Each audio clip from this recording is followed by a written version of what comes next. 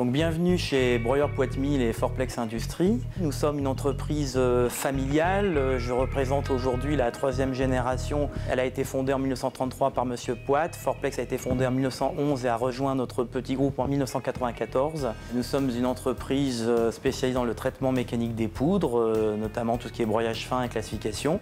Actuellement, notre équipe est essentiellement constituée de cadres et ingénieurs techniciens. Nous sommes une trentaine de personnes et nous avons actuellement un chiffre d'affaires qui se situe entre 8 et 10 millions d'euros en croissance pour l'année 2015. Notre métier consiste à broyer les matériaux en poudre, donc relativement fine jusqu'au micron. Par exemple, nous travaillons pour la cimenterie, pour des produits agroalimentaires comme le sucre glace, les graines de moutarde, un certain nombre d'épices, tout ce qui est céréales. D'autres produits comme des produits chimiques qui peuvent servir pour des encres, qui peuvent servir pour des produits de traitement pesticides, insecticides. Mais nous travaillons également pour la pharmacie, pour des produits pharmaceutiques que sont vos médicaments, vos pilules. L'ensemble des matériaux à traiter sont de nature physique et parfois chimique très différentes. Nous avons besoin donc de technologies de réduction granulométrique des poudres, donc de broyage, donc des broyeurs, qui sont pour certains des broyeurs à écrasement par compression, notamment pour le minéral, des broyeurs à cisaillement, friction ou attrition dans un jargon plus professionnel pour des produits plutôt fibreux ou caoutchouteux ou plastiques. Ça peut être le cas des polymères ou du caoutchouc qui est utilisé notamment dans la fabrication des pneus. Mais broyer, c'est une chose, il faut également classifier les poudres, c'est-à-dire qu'à un certain niveau de finesse, on ne peut pas utiliser des tamiseurs classiques, c'est-à-dire des toiles pour séparer les produits en fonction de leur taille. On utilise des principes aéroliques qui sont appelés des classificateurs dynamiques et microclassificateurs. Ce sont des turbines qui font la séparation entre les grosses particules et les fines particules. Tous ces équipements sont installés dans des process.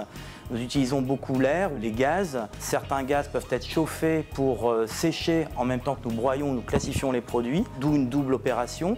On peut aussi refroidir les gaz en utilisant de l'azote liquide ou des systèmes de refroidissement de gaz. On fait du traitement d'air également. Parfois, certains produits nécessitent que l'air soit séché, notamment dans les pays à climat tropicaux où l'air nécessite d'être refroidi, mais également déshumidifié. Donc aujourd'hui, notre entreprise est organisée de la façon suivante, c'est-à-dire que nous faisons la conception des équipements, nous faisons également la conception des process qui sont parfois assez complexes. Nous disposons d'un centre d'essai, d'un laboratoire qui permet de traiter les produits pour les clients, de vérifier la qualité des produits finis et d'avoir en main tous les critères, notamment de dimensionnement, de capacité énergétique nécessaires au traitement des produits. Et ensuite, nous faisons réaliser nos équipements chez des sous-traitants partenaires, dont la plupart sont régionaux et en tout cas nationaux, et qui construisent pour nous les équipements sur la base de nos plans et de nos cahiers des charges. Alors, notre stratégie d'innovation, de recherche-développement, cette année, nous déposons 3 brevets. Nous avons aujourd'hui en développement une stratégie d'innovation et de recherche-développement qui va s'accentuer à partir de l'année 2015. Nous avons investi dans des logiciels de CFD, Computing Fluid Dynamics, qui nous permettent aujourd'hui de simuler nos équipements, mais également la réaction des produits au traitement dans nos équipements. C'est une véritable avancée pour nous car non seulement ça nous fait gagner du temps en termes de développement de prototypes. Avant, il fallait développer un prototype en réel pour savoir si on avait les résultats escomptés. Aujourd'hui, on peut déjà avancer par des systèmes de simulation informatique avant d'aller vers le prototypage. Le développement des machines est une chose, mais comme je le disais tout à l'heure, nous différencions beaucoup sur les marchés grâce à notre capacité de développement de nouveaux process. C'est-à-dire que nous allons également aujourd'hui développer des process pour des clients, pour des nouveaux procédés ou en remplacement de procédés existants, en apportant des éléments intéressants en termes soit de consommation énergétique, soit en termes environnementaux, soit en montant d'investissement qui se réduirait par rapport à une solution dite classique ou existante. Notre chiffre d'affaires export est assez important puisque nous avons atteint ces dernières années jusqu'à 95% de notre chiffre d'affaires à l'exportation. Aujourd'hui, nos zones export sont principalement du grand export, c'est-à-dire en dehors de l'Europe. Nous travaillons aujourd'hui pour le Moyen-Orient. Nous avons une véritable démarche stratégique qui va en s'accélérant depuis ces dernières années, notamment par la création de filiales en Asie du Sud-Est, en Thaïlande plus précisément.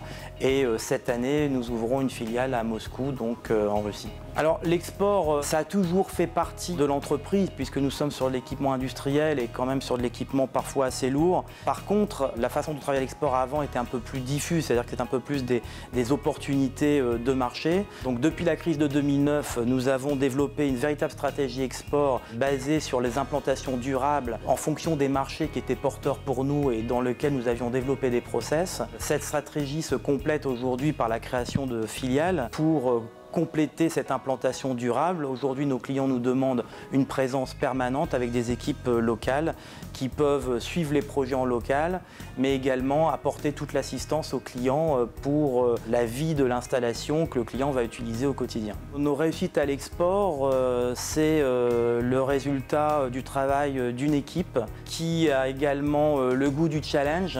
Les résultats dans nos métiers se font toujours attendre, ça ne réagit pas dans l'année, il faut parfois attendre 3 ou 4 ans. Donc il faut avoir des atouts, je dirais, dans sa valise pour pouvoir se démarquer de la concurrence des entreprises locales. Et aujourd'hui, on doit s'adapter aux réels besoins du client. On n'est pas là pour apporter une solution existante où le client doit s'adapter à notre solution. Il faut vraiment aujourd'hui apporter du sur-mesure. L'export, c'est aussi pour nous une expérience de partage ou de partenariat, soit avec nos clients, mais également avec des entreprises régionales. Nous sommes aujourd'hui membres fondateurs de 2 groupements. Un groupement dans les engrais qui s'appelle Fertiprocess et un autre groupement qui s'appelle GMP Box pour l'industrie pharmaceutique. Dans les engrais, la société Euraglo, la société Sinex Chauvin, le groupe Deltaneux, la société Comessa. Nous avons comme partenaire dans l'industrie de la pharmacie le groupe Baron et la société Bernard pour la partie pharmacie. Ces groupements sont animés par la Chambre de commerce internationale et également animés par nos VIE. Ça permet de chasser en meute.